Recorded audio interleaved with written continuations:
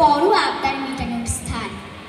জীবনের পথকে মসৃণ করতে বারবার মা আমাদের বইকে আঁকড়ে ধরে বাঁচবার কথা বলে। তবে তারই মধ্যে আমাদের কল্পনা পিয়াসী পাড়ি দেয় মজার দেশে। কবির মনও পাড়ি দিতে চায় সুদূরে। তাই মায়ের কাছে আবদার, মা গো আমায় ছুটি দিতে বল।